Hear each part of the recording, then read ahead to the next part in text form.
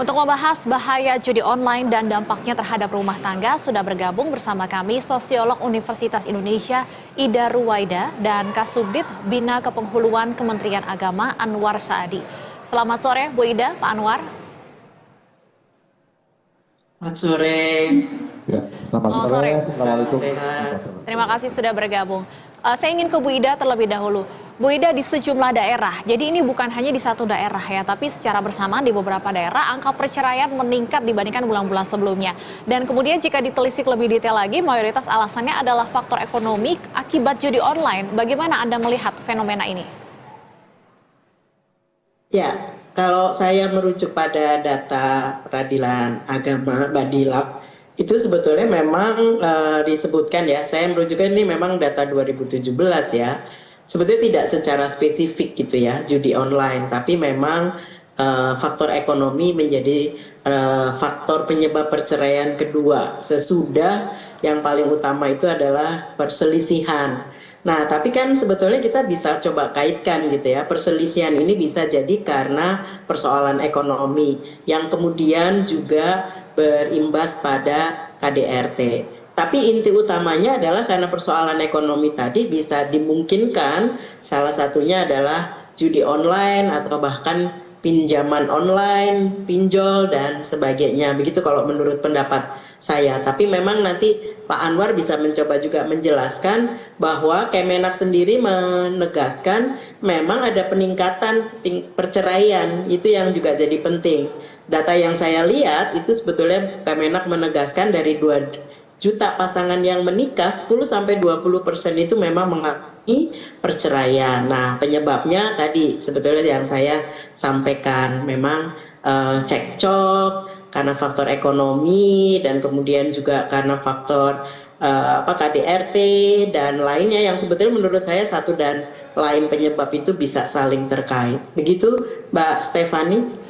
Baik, kita coba tanyakan kepada Pak Anwar. Pak Anwar, saat ini angka perceraian rumah tangga meningkat tinggi dan salah satu faktor terbesarnya adalah faktor ekonomi, mungkin juga terkait dengan judi online. Seperti apa pembekalan yang diberikan Kementerian Agama bagi pasangan-pasangan sebelum menikah sebenarnya? Ya, terima kasih Mbak. Jadi kalau kita melihat data 2023 ya, jadi Bu Ida, kita punya data 2003, sebenarnya dibandingkan dengan tahun 2022 terjadi penurunan perceraian 10% sebenarnya. Tapi angkanya tetap tinggi.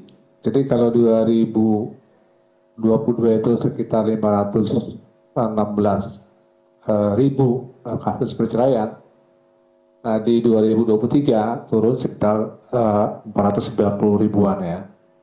Kita masih di angka yang tinggi ya dibanding jumlah pernikahan itu hampir lebih 20% Bu Ida ya. Hampir mendekati 30% sebenarnya. Coba kan 30 ya Pak Anwar ya sekarang? Iya, mendekati 30.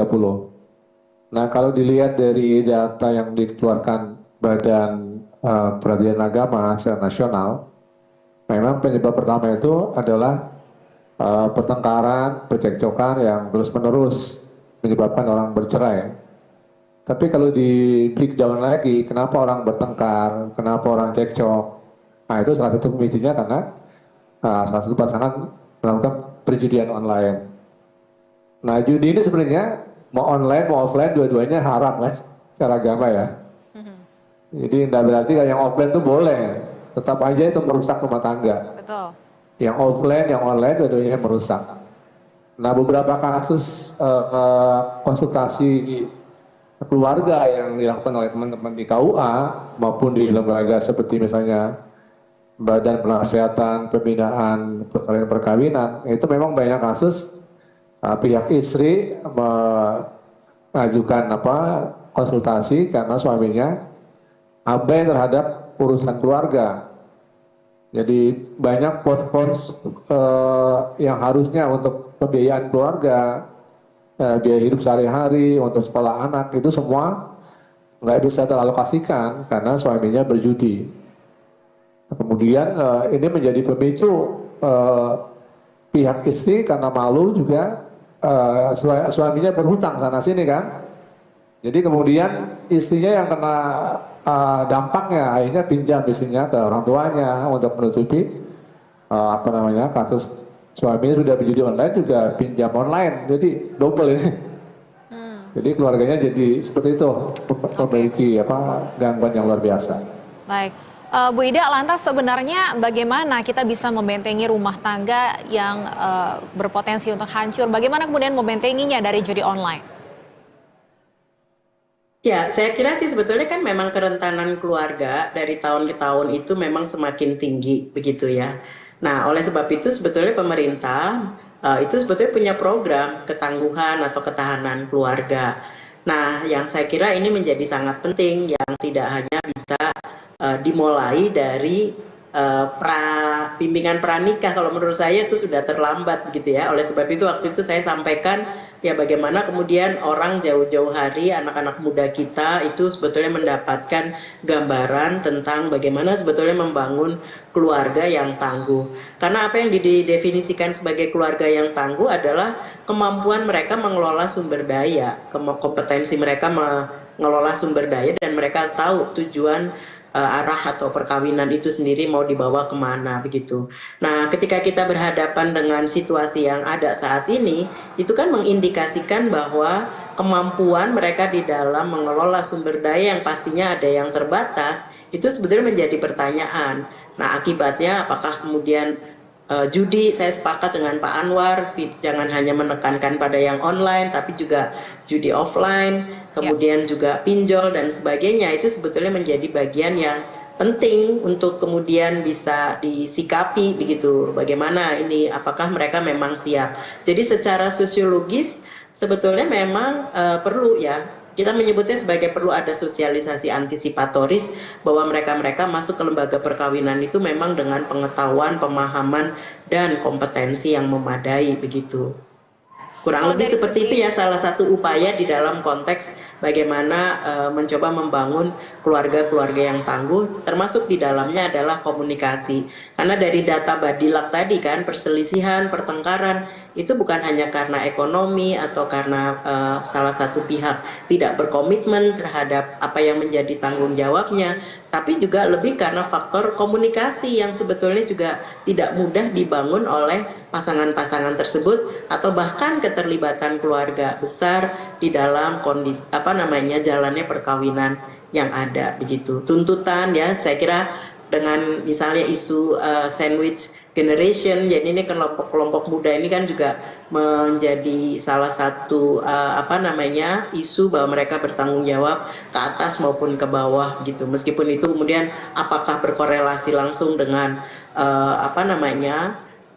praktek mereka melakukan judi di dalam rangka pemenuhan kebutuhan ekonomi, saya sendiri menegaskan berkali-kali bahwa yang dilakukan oleh mereka itu tidak semata dalam konteks orientasi untuk bisa memenuhi kebutuhan ekonomi kalau melalui judi, berbeda dengan pinjol ya.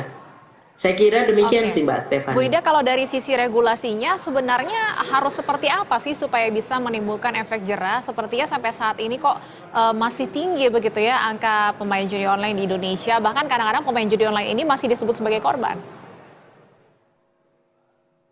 Ya, ini kan sebetulnya kemarin data PPATK sudah bisa mengidentifikasi kan, by name, by address katanya seperti itu. Nah, itu kan kemudian menjadi sesuatu hal yang menarik didiskusikan. Apa yang akan dilakukan langkah berikutnya begitu? Apakah kita memang punya ketegasan terhadap mereka semua begitu? Karena kan kita harus juga memetakan gitu, mana yang paling parah, mana yang sebetulnya judi ikut-ikutan, dan sebagainya seperti itu. Bahkan yang memprihatinkan kan tokoh-tokoh yang dianggap sebagai bahasanya itu role model begitu ya, yang bisa disorai tauladani anggota legislatif, ternyata juga menjadi bagian dari pelaku begitu ya.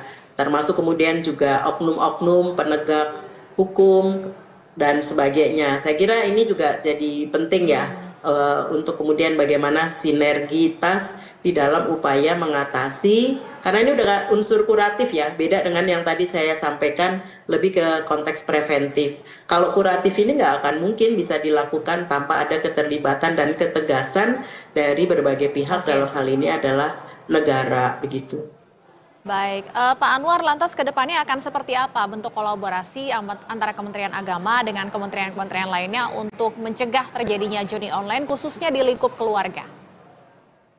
Ya, kalau Kementerian Agama kan memang tugasnya fungsi preventif ya. Jadi kita punya mekanisme misalnya kita punya penghulu di seluruh Indonesia, itu sekitar 9.800 orang penghulu yang tersebar di seluruh kecamatan. Kemudian kita juga punya penyuluh agama Islam, mungkin lebih dari 60.000, juga tersebar di seluruh pelosok. Nah, mereka ini merupakan kekuatan yang bisa kita gunakan untuk bisa memberikan edukasi kepada masyarakat, setidaknya terutama kepada mereka yang memasuki kehidupan keluarga, disisipkan materi bimbingan perkawinan terkait dengan bahaya judi online ini. Juga termasuk penyuluh itu kan masuk ke dunia-dunia majelis taklim, ke pelosok-pelosok, ke musola, ke masjid-masjid. Dan ini sangat efektif dijadikan media untuk pembelajaran edukasi kepada masyarakat supaya menghindari perjudian online. Karena dampak tadi sudah disampaikan mungkin secara sosiologis akan merusak tatanan masyarakat, keluarga banyak yang berantakan, juga secara agama juga memang diharamkan. Jadi memang kita akan gunakan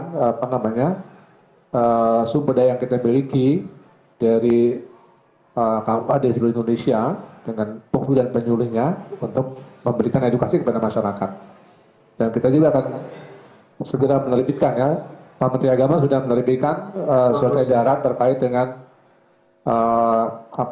mewaspadai judi online ini, menghindari judi online ini kepada seluruh ASN Kementerian Agama. Dan di Jimmy Masjid kami juga akan segera mengeluarkan semacam instruksi kepada para penghulu, para kepala KUA, para penyuluh agama Islam untuk giat melakukan penyuluhan, bimbingan, dan edukasi tentang bahaya judi online ini. Baik, kita sama-sama menantikan tentunya langkah serius pemerintah memberantas judi online karena sudah banyak sekali korbannya, termasuk juga banyak rumah tangga yang sudah menjadi korban. Terima kasih Bu Ida, Pak Anwar sudah berbincang bersama kami di Berita Satu Utama. Selamat sore. Iya.